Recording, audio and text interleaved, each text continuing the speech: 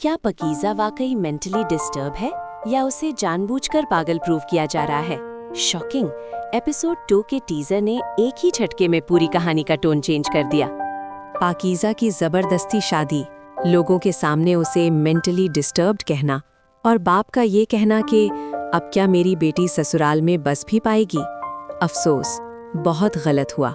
Main breakdown, episode 2 teaser का धमाका। Teaser start होता है शादी के प्रेशर से।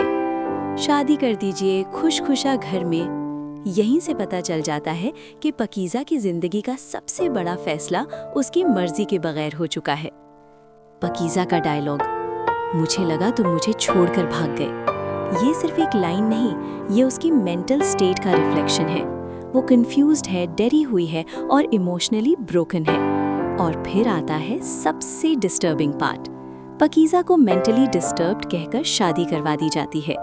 बाप खुद टेंशन में है, लेकिन फिर भी सोसाइटी के प्रेशर के आगे हार मानता है। गलत हुआ, बहुत गलत हुआ। ससुराल जाकर भी पकीज़ा का सुकून खत्म नहीं होता। कभी घर के अंदर क्रिकेट खेलना, कभी गली में बच्चों के साथ घूमना। लोग हंस रहे हैं, जज कर रहे हैं और उसकी इज्जत का तमाशा बन रहा है। और यही ड्रामा एक क्लियर मैसेज देता है, मसला पकीज़ा नहीं, मसला सोसाइटी है। असल जालिम कौन? इस एपिसोड में कोई टिपिकल विलन नहीं, असल विलन है लोग क्या कहेंगे वाली सोच। बाप का डायलॉग, बच्चा बच्चा पहचान जाएगा ये वही पाकीज़ा है, ये सुनकर दिल डूब जाता है। जो बाप कभी कहता था मेरी बेटी शेरनी है, आज वही बाप उसकी नॉर्मल हरकतों से भी डर रहा है। अब बात करते हैं अगली एपिसोड की प्रिडिक्शन की।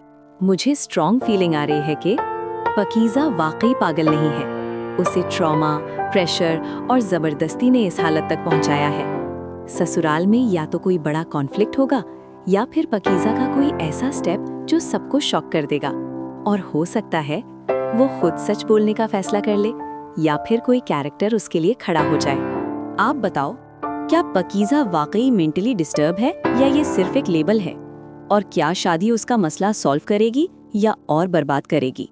कमेंट बॉक्स में अपनी राय जरूर लिखो, क्योंकि ये ड्रामा सिर्फ कहानी नहीं, ये हमारे सोसाइटी का आईना है। एपिसोड 2 ने क्लियर कर दिया है, एक और पकीज़ा सिर्फ रोमांस नहीं, ये एक इमोशनल वॉर है